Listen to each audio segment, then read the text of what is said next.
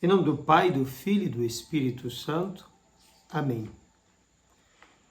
Que bênção estarmos juntos para agora meditarmos sobre o cristão e o mundo de hoje. Muito tem se falado sobre isso, porque hoje nós vivemos eu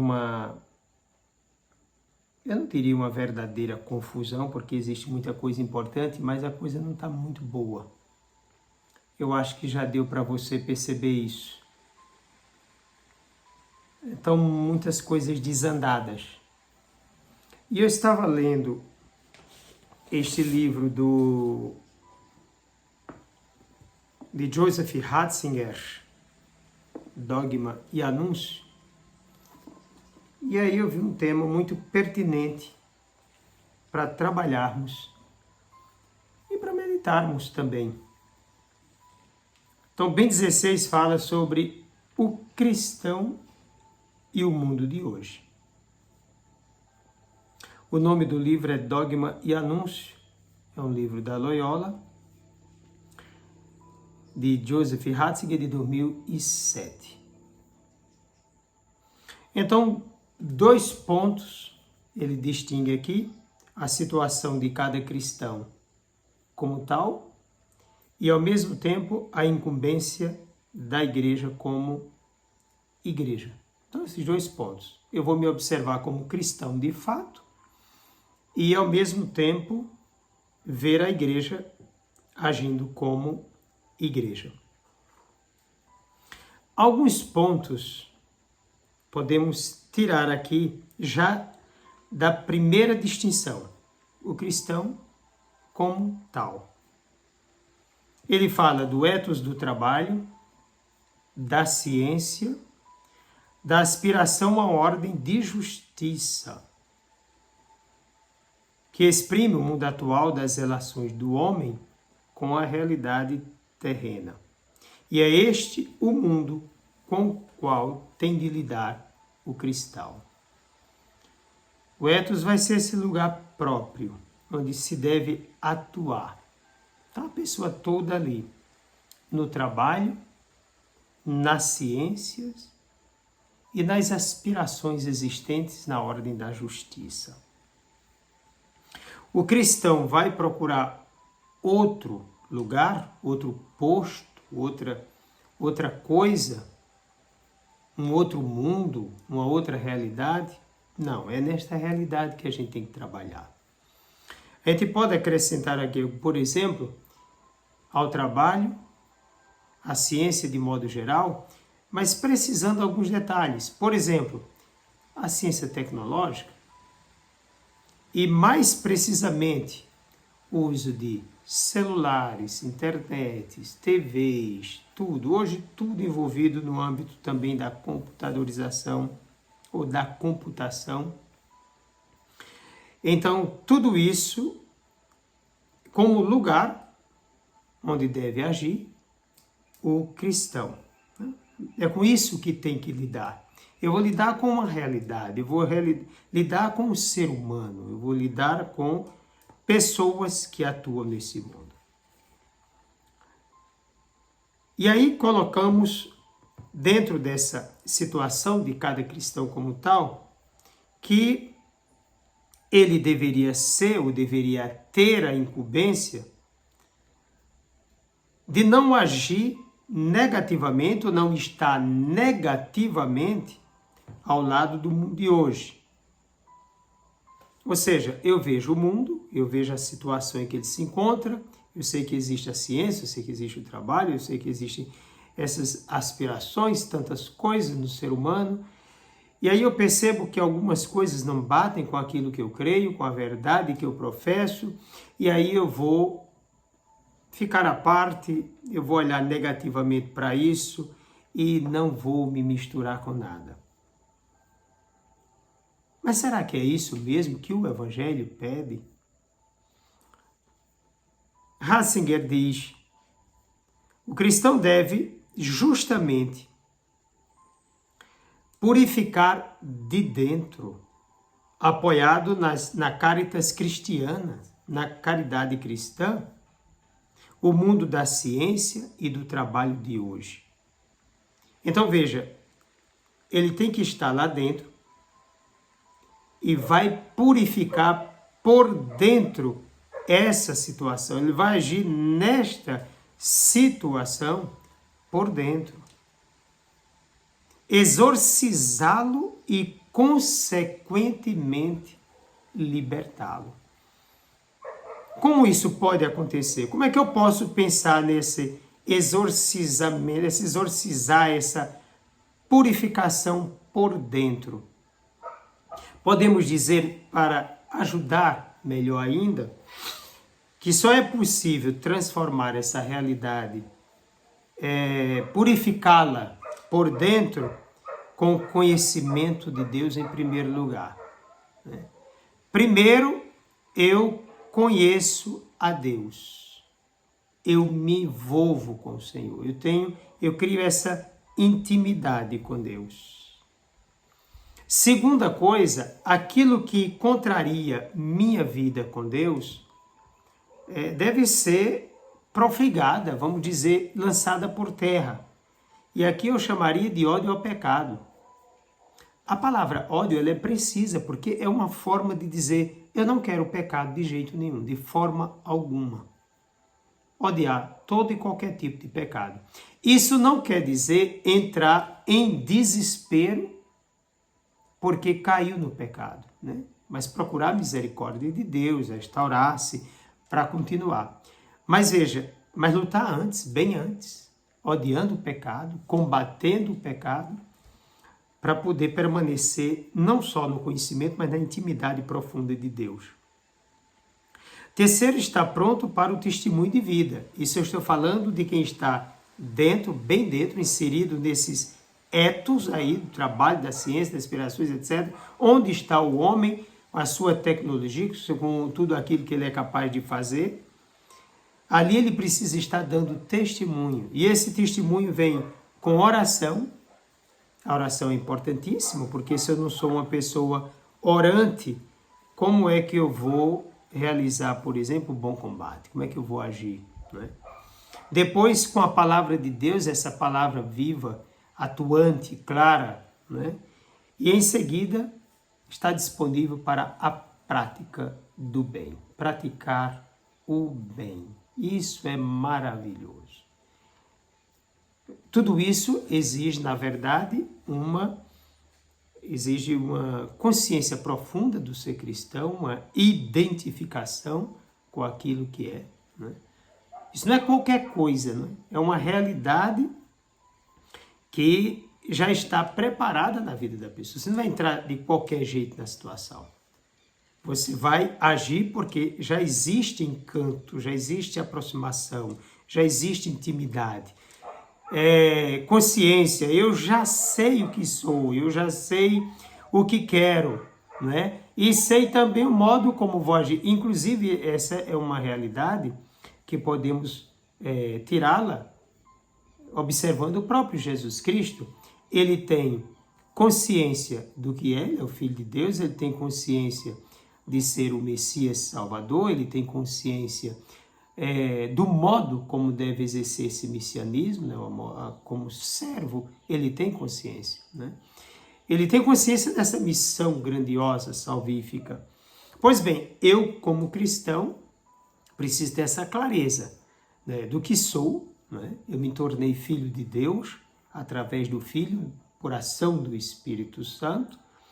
Depois tenho consciência de fazer parte dessa realidade nova, salvífica, dessa criação nova. Né? Temos a primeira criação, essa criação natural, e temos agora, através de Cristo, essa criação sobrenatural. Nascemos de novo, somos cristãos, né? Portanto, homens e mulheres novos. Então, é uma nova criação. Estamos vivendo a realidade dos salvos, pela fé e pelo batismo. Tendo recebido a graça dos mistérios da morte, da ressurreição, da ascensão de Jesus, da ressurreição e ascensão. Então, é um mistério pascal. Então, nós somos, na verdade, como que filhos, não é nem como que, nós somos, de fato, filhos da Páscoa, filhos da ressurreição. Então, tendo consciência disso e vendo o mundo contrário a Deus, hoje, principalmente nas nações, nas instituições de modo geral, até mesmo enfraquecimento tremendo dentro da própria igreja, eu não devo, por exemplo, ficar ao lado, eu tenho que ficar dentro, e eu tenho que agir por dentro. É o que vai dizer, portanto, Ratzinger. Purificar de dentro, exorcizar e, consequentemente, libertar. Então, libertar aqui não tem o mesmo conceito ou a mesma ideia de libertação entendida como, inclusive, o cardeal, eu estou falando como cardeal aqui, teólogo, antes do papado, né? Então vamos colocar aqui, o teólogo ele está pensando a teologia que liberta, mas não no sentido dessa libertação social, a libertação estomacal, né? Essa inclusive ele vai chamar depois, vamos dizer aqui, uma teologia estranha, Mas libertar o homem das suas escravidões. Não é só da escravidão social, é da escravidão psicológica, da escravidão do pecado, dos vícios. O homem está preso a si mesmo, preso ao mundo que nem ele sabe qual é por causa do pecado. O cristão deve estar no mundo, mas como crítico. Não se deixar ser arrastado, mas poder arrastar. Não deve ser crer a metade e deixar-se arrastar pela outra metade para o mundo do qual pode sair. Bom, esse parágrafo, na verdade, tem alguns pontos, né? O cristão deve estar no mundo. Jesus Cristo não disse, Pai, eu não vos peço, não vos rogo que os tireis do mundo, mas que os livreis do maligno. De fato, Jesus Cristo, em Marcos 16:15, Mateus 28, 19, o que é que vai dizer? Ide pelo mundo inteiro. Então tem que estar no mundo. Agora, vai estar no mundo, como disse antes, consciente do que é. Tem clareza da vocação cristã que possui. Tem clareza do conteúdo salvífico e, ao mesmo tempo, da finalidade para todos. Então, eu vou agir neste mundo, não me deixando ser arrastado, indo com as ondas, mas arrastando. Lembrando que eu não devo ser o peixe que vai ser pescado pelo mundo. Eu devo lançar a rede para pescar quem está no mundo, trazer a verdadeira vida e trazer para a salvação. Não foi assim que disse Jesus? Eu vos farei pescadores, não presas, né? Não peixes a serem pescados, mas pescadores. Então o cardeal aqui está bem claro da posição que deve assumir um cristão. Então, nesse sentido, ele vai perceber as ondas, as ideologias, as coisas que vão atrapalhar a vida do cristão. E vai agir. E ao mesmo tempo, não só do cristão, mas da pessoa mesmo, do ser humano. Então o cristão aqui vai agir de tal modo que possa ser um sinal de verdadeira transformação, de reorientação, restauração, não somente de quem está na condição de quem abraçou Jesus Cristo, mas também do mundo que precisa conhecê-lo. Então não vai ser arrastado, vai arrastar para Cristo. Depois, ele não deve crer pela metade. Então, eu creio pela metade. Metade eu creio, metade tem as coisas do mundo aí que... Não, eu não posso, não existe essa metade. Eu creio é totalidade. Por isso que vai dizer o cardeal. A resposta de um cristão católico de modo especial deve ser crer inteiramente, enfrentando com fé total o todo do mundo de hoje. Isto é, agir com a responsabilidade do amor na realização das estruturas técnicas todas elas. Então veja bem, o cristão ele vai crer inteiramente. Então ele deve ser aquele que crê de modo integral, na totalidade de toda a sua existência. Eu creio. Não é? Eu não quero metade de fé e metade do mundo, um pouquinho para Deus e um pouquinho para o diabo. É assim que muitos dizem? Não, não existe isso. Não existe um pouquinho na luz e um pouquinho nas trevas. Não, eu preciso estar na luz, ou então não estando na luz, vou estar fora dela. Então, aqui Jesus Cristo, o cristão, para com Jesus Cristo, deve ter a totalidade de sua vida. A entrega total de sua existência. Né? Deve ser, crer inteiramente. E aí, porque age dessa forma, porque é inteiro na sua fé, vai agir com a responsabilidade de quem ama. E vai agir com essa responsabilidade naqueles etos apresentados na própria humanidade. E um deles hoje, muito comum, é o mundo da técnica. O homem desenvolveu muito a técnica.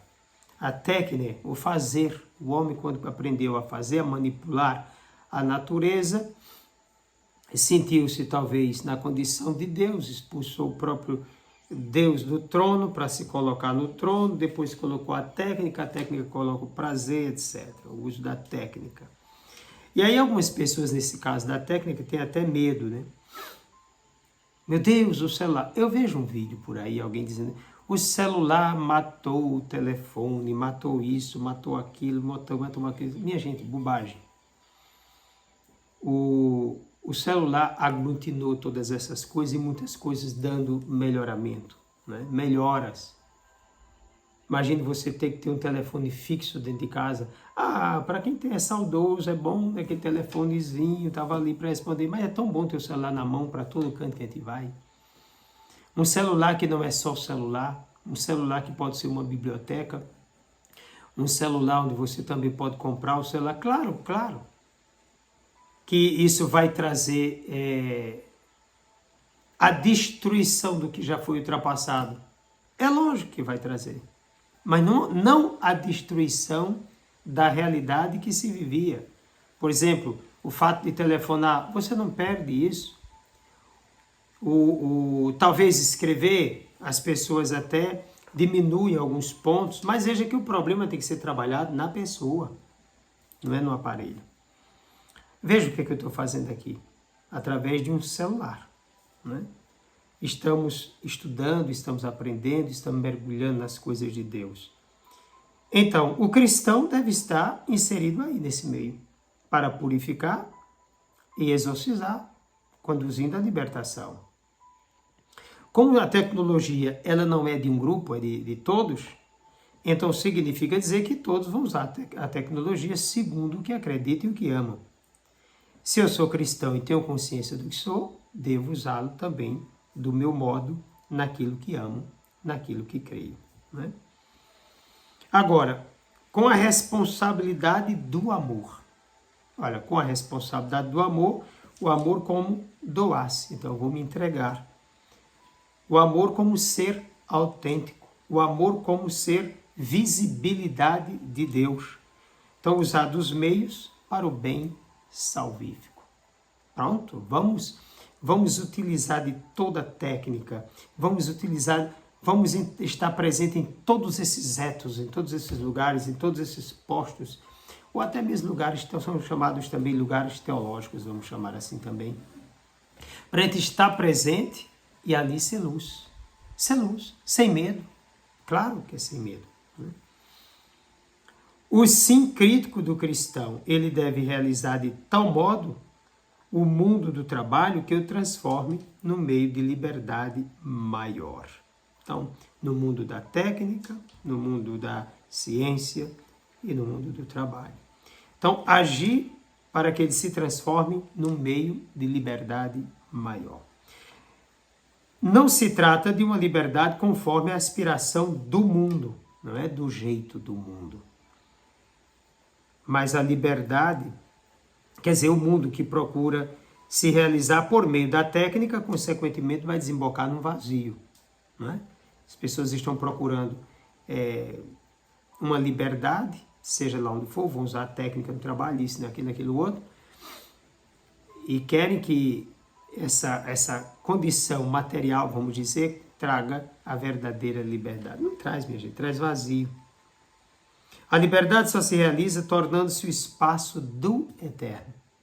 Bela essa frase. É dele. A liberdade só se realiza tornando-se o espaço do eterno. A realidade do trabalho também é um lugar do eterno. A ciência, a tecnologia, um computador, um celular, um livro que você escreve, né? Uma palavra que você dá. Se aquele meio torna-se um espaço do eterno, ali sim vamos ter a verdadeira liberdade. Querer que o mero alívio físico e temporal do homem, obtido pela técnica, se torne, neste sentido, libertação real do homem, isto é, novo tornar-se livre para o eterno. É uma esperança ainda não cumprida, mas precisamente por isso, uma incumbência de primeira ordem para o cristão.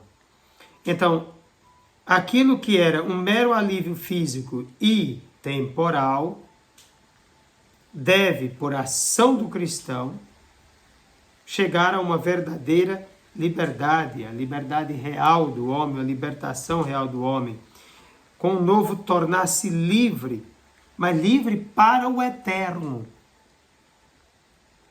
É o que falta. Veja, fala-se do eterno, também fala-se de eternidade. A vocação última de toda a humanidade deve ser essa, a comunhão com Deus, a eternidade. Não podemos pensar diferente, não é?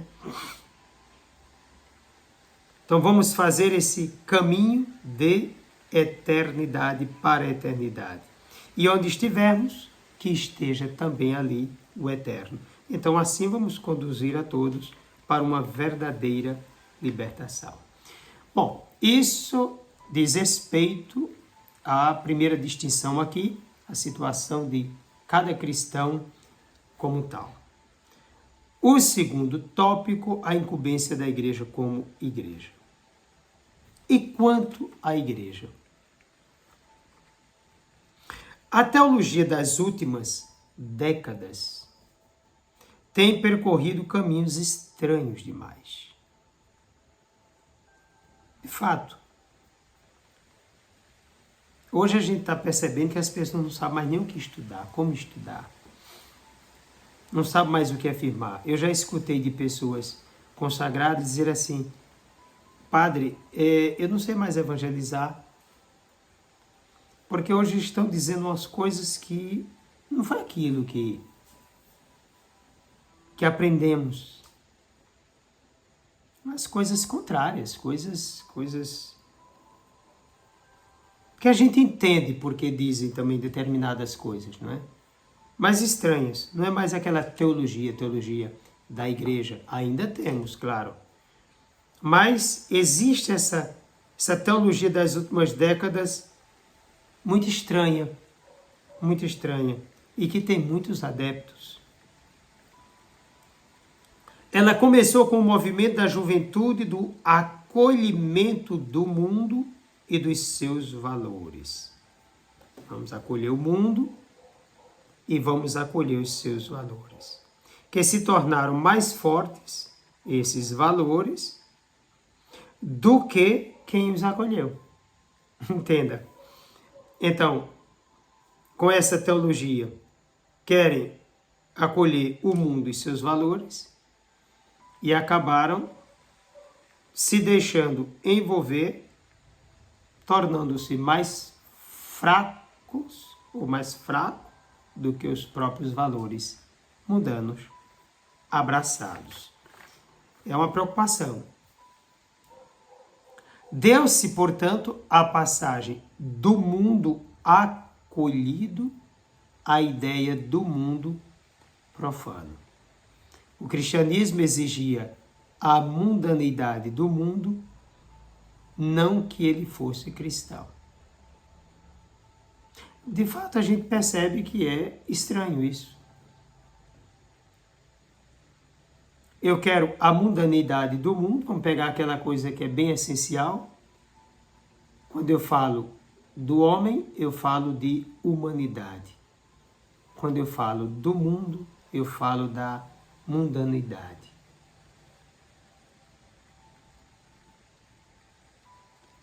Então vamos exigir essa mundanidade, não que o mundo seja cristão. Nós também podemos arrastar essa ideia para a questão das autonomias. É importante, né? As coisas têm suas autonomias.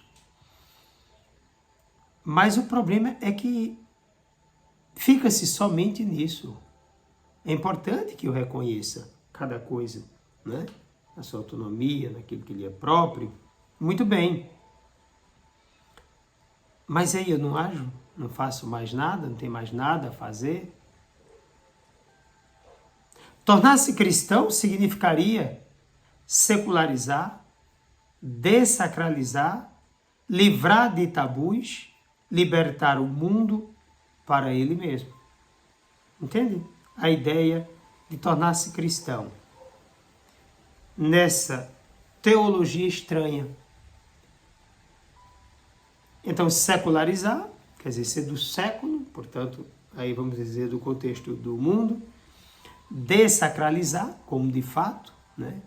Então, observa os templos, os galpões que a gente tem. Dessacralizar a figura do padre, a figura do consagrado.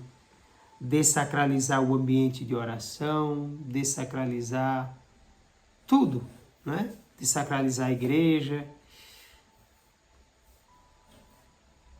Tirar o sagrado, na verdade. Livrar de tabus. Ah, isso é um tabu. Vamos combater essas coisas. Hoje a gente está vendo aí as aprovações de tantas aberrações. Libertar o mundo para ele mesmo. Olha aí.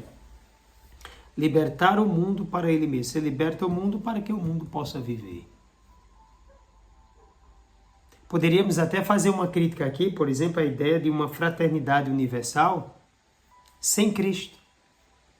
Talvez esteja dentro desse contexto de ter um mundo para ele mesmo, onde todo mundo possa viver, criar uma paz, essa paz é suportada por todos, todo mundo se respeitando, cada um vivendo no seu quadrado, com o seu jeito de fé, seja lá como for, se está querendo ir para o inferno, para o céu, é como se não interessasse para você não se meter na vida do outro.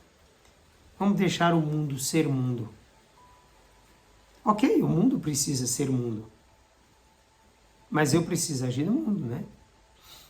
De qualquer modo, está aí a ideia da teologia estranha. Então, depois que acolheu o mundo e seus valores, e esses valores já suplantaram quem os acolheu, é a vez agora do próximo passo. A inversão completa do movimento inicial. Agora, não é mais o mundo que é acolhido na igreja. Interessante, né? Vamos acolher agora o mundo, abraçamos o mundo. Primeiro passo. Agora é o contrário. É a igreja mesma que deve ser incorporada no movimento de secularização. Sua incumbência deve ser fazer a crítica social, ser crítica institucionalizada das instituições primárias. Portanto, a igreja vista como fator político. Então, a igreja, o grupo abraça o mundo e aí é envolvida pelo mundo. Veja que está faltando aqui justamente aquilo que foi dito antes. Purificar a partir de dentro, exorcizar a partir de dentro. Né? Então, abraçou o mundo e agora incorpora-se na realidade da secularização, passando a ser mais uma instituição vista como fator político. Nesse sentido, diz o cardeal, aparece toda a miséria da teologia. Toda a miséria da teologia. Ela põe seu enraizamento nas coisas terrenas. Porque na hora em que se torna fator político, crítica social, insere-se no contexto de secularização, então estamos falando realmente de teologia? Ainda é teologia? Isso pode ser visto como teologia?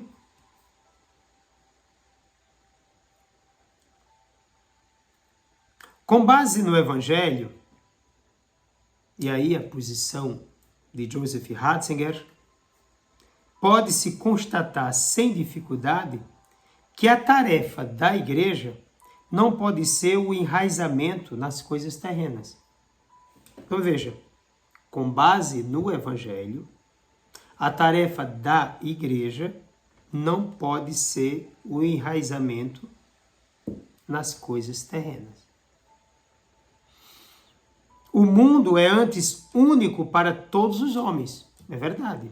Para mim, para você, para quem é pagão, cristão, seja lá o que for, o mundo é para todos, do ponto de vista de obra da criação de Deus, não do mundo do pecado, porque a palavra mundo, ela se serve para muitas coisas. Então, o mundo é, antes de tudo, único para todos os homens. A incumbência do cristão e, portanto, do católico não pode ser criar um mundo próprio para si. Estou diante desse mundo e agora eu vou criar um mundo próprio para mim. Não dá. Eu tenho que agir inserido nesse mundo porque eu também faço parte dele. Então, eu vou agir nesse mundo. Essas ideias de um mundo para si ou um mundo paralelo, a gente vai encontrar aí na Marvel e tantas outras coisas, né? São ideias, né? Ideias deles. Não realidade aqui. Então, você não pode ser um cristão e criar um mundo próprio para si. Uma outra realidade. Não, aquela realidade tá bom, vou deixar para lá, ela não me serve, eu vou criar um mundo paralelo aqui. A tarefa do cristão é, antes, penetrar com o Espírito de Jesus Cristo o mundo único de todos. E pelo mundo, e pregai o Evangelho a toda criatura. E como os apóstolos fizeram isso? Cheios do Espírito Santo. Então, eu vou agir neste mundo na potência do mesmo Espírito de Cristo. Eu tenho que agir nele. Volto ao que disse antes. Eu tenho que agir por dentro, purificar a partir de dentro, exorcizá-lo para libertar quem está totalmente preso dentro dele. Então, não vou criar um mundo paralelo, eu vou agir dentro dele. Mas veja, eu não vou agir para fortalecer o mundo em si, porque a igreja não deve ser enraizada nas coisas terrenas, porque ela não existe para isso. O que a igreja deve dar ao mundo não é um mundo modelar à parte, diz Ratzinger, o qual, na realidade, muito depressa voltaria a tornar-se um mundo humano muito típico. Então, veja, a igreja vai dar um mundo que é modelo à parte, uma outra realidade. Então, aqueles que hoje agem com uma teologia estranha, eles pensam nesse mesmo mundo uma realidade que fosse modelo para a política, modelo para a economia, um modelo para qualquer outra instituição. Mas não é isso que a igreja deve dar ao mundo. Qualquer instituição pode fazê-lo. Não é a igreja que tem que fazer isso. Somente a ideia de igreja de quem acredita que está enraizada nas coisas terrenas. Então, quem vê a igreja nesse enraizamento terreno é que pensa dessa forma. Criar um mundo que seja modelo para o outro mundo. Eu acredito que o pessoal que tem essa teologia talvez nem saiba, mas está quase entrando no mundo ideológico de Platão, um mundo modelar, uma realidade modelo, o mundo das ideias, né? Pego a partir daquele mundo e vou formar outro mundo. Teria sucesso um mundo assim? Talvez por alguns meses, alguns anos, mas o homem é homem. E o homem está manchado no pecado. Onde o homem estiver, a sua marca pecaminosa também está ali. O ódio, o desprezo, o apego, a ambição, o egoísmo. Então, tudo isso é que vai fazer com que a realidade esteja como está hoje. Então, entraria na mesma situação. O que a igreja deve dar ao mundo é, antes, o único que ela pode dar. E é só ela que pode dar isso. O que é que a igreja pode dar ao mundo? Vai ser o mundo modelo? Diz Ratzinger. Não. A igreja pode dar ao mundo a palavra de Deus, que é a palavra da salvação, a palavra que salva. Porque a igreja é o instrumento da salvação, da libertação total do homem. A igreja não liberta parte do homem, liberta o homem todo.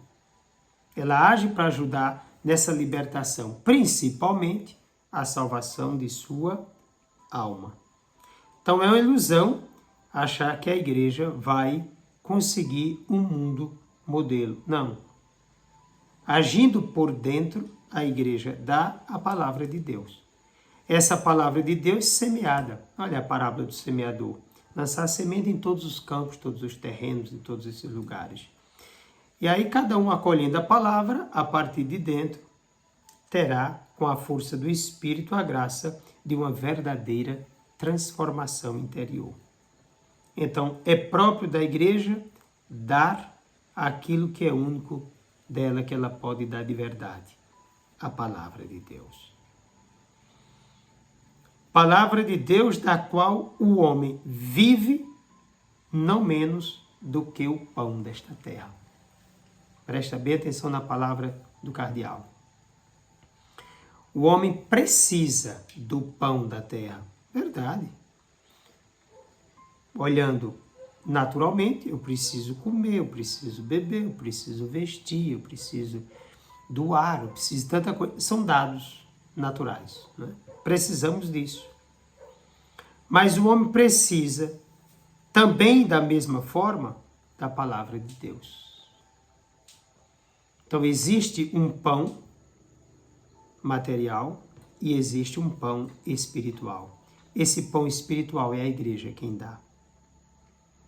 O homem é e permanece um ser no qual não só o estômago tem fome, mas também o espírito e o coração. Então, a teologia estranha olha somente o homem que tem necessidade de comer e beber. Talvez, vamos dizer que dentro dessas expressões aí de comer e beber, vamos dizer da sua vivência neste mundo. Porque aí passa a entender a dignidade do homem como aquele que tem as coisas materiais, de modo geral. Tem uma casa, tem comida, tem um trabalho, pode beber, pode dançar, pode festejar. Nesse sentido, estaria o homem realizado. Mas aí diz o cardeal, mas o homem também tem fome de Deus. O homem não tem somente estômago, ele também tem espírito e tem coração. Um ser que está faminto, não só de comida, mas que tem fome de sentido de vida. Sentido, fome de amor e também de infinitude. Realidades sem as quais não pode viver. De fato, comprovamos isso, né, pelos vários exemplos dados na história, e nós temos também hoje tantos exemplos, tantas pessoas que têm casa, que têm salário, que têm riqueza, que têm família, mas ainda tiram suas vidas. Mas por que isso acontece? Porque há algo dentro da pessoa que não foi preenchido. O material foi preenchido. Repito, tem casa, tem carro, tem um bom emprego, tem uma boa conta no banco, tem família, tem tudo o que quiser. Basta estalar um dedo, está todo mundo ali a seu serviço, ou a seu dispor. Mas dentro, aquilo que o próprio catecismo trabalha. Existem coisas que são muito importantes que a gente precisa ver. Eu vou trazer aqui para você, já no início do catecismo, né? Como a igreja trabalha com essa questão do desejo de Deus. E é bom que a gente tenha isso. Você pode pesquisar no catecismo número 27. O desejo de Deus está inscrito no coração do homem, visto que o homem é criado por Deus e para Deus. Deus não cessa de atrair o homem a si, e somente em Deus o homem há de encontrar a verdade e a felicidade que não cessa de procurar. A matéria não vai preencher esse homem, porque existe no homem uma sede inata de Deus. A matéria do mundo inteiro, do universo inteiro não preencherá o homem. Todas as pérolas, tudo que você puder imaginar de riqueza, não vai preencher o homem. Pessoas não vão preencher o ser humano. Ninguém preenche o ser humano, nada preenche o ser humano. Aquela sede de Deus só pode ser preenchida pelo próprio Deus, exclusivamente por Deus. Exclusivamente por Deus. Por que é que muita gente se afasta de Deus? Porque realmente está encantado, envolvido com as coisas do mundo e não consegue perceber a beleza de Deus. Aí não tem intimidade com Deus. A intimidade com Deus, é verdade, ela pode ser esquecida, pode ser ignorada, diz o Catecismo número 29. Pode ser até rejeitada explicitamente pelo homem. Tais atitudes podem ter origens muito diversas.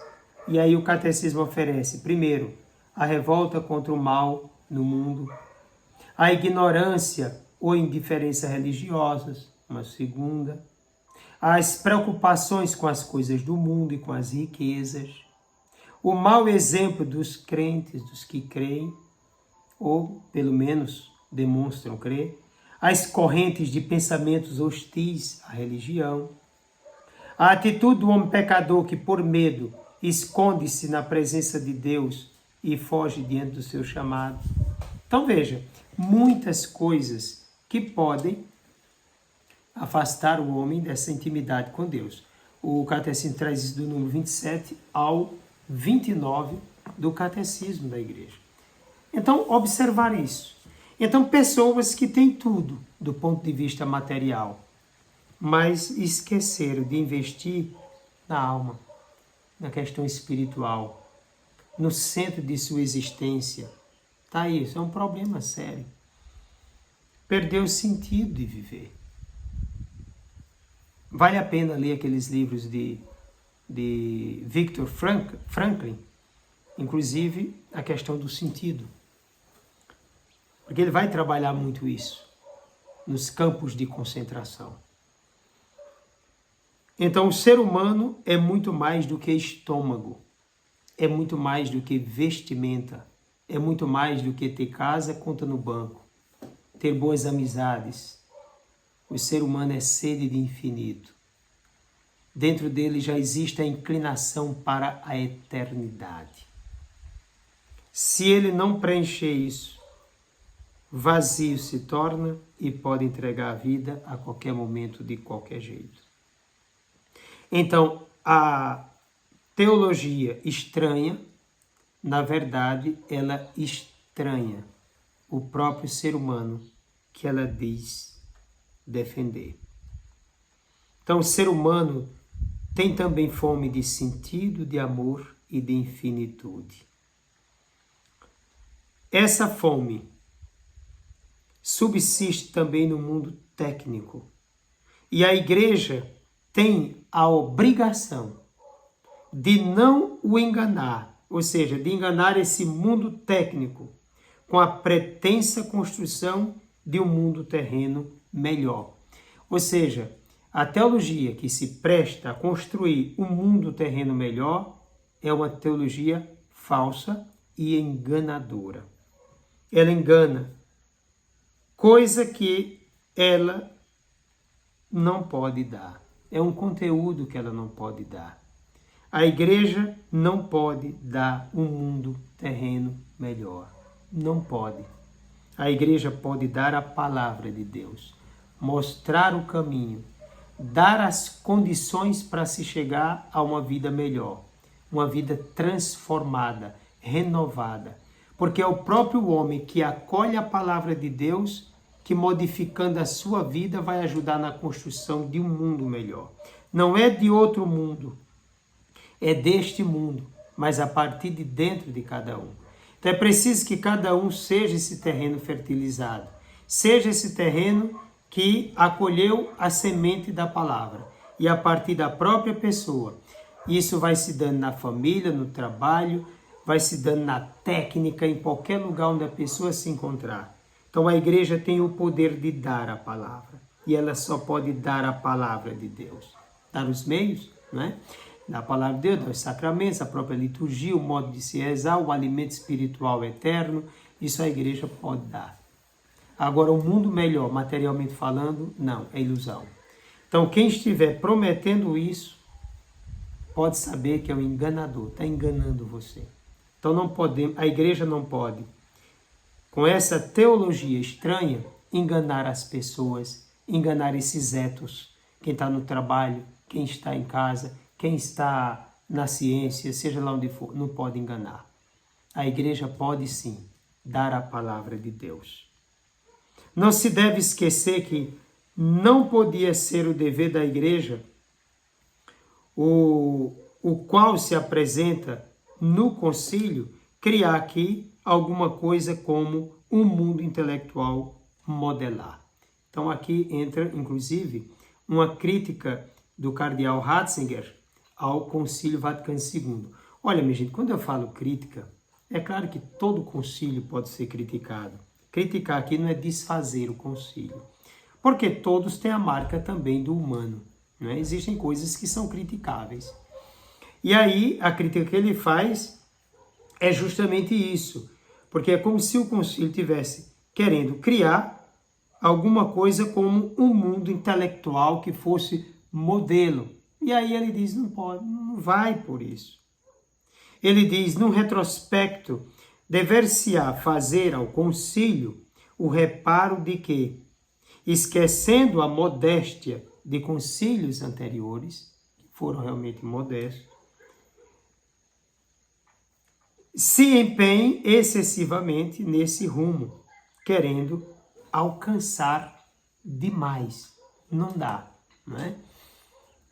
Interessante porque a gente olha, né, em Bento XVI, ou vamos dizer aqui ainda no contexto da obra, para Joseph Ratzinger, como aquele que vê uma igreja que sabe o seu lugar, que tem consciência do que é para o mundo e como deve agir no mundo. Ela não deve fazer com que o mundo todo seja, por uma simples vontade da igreja, não é?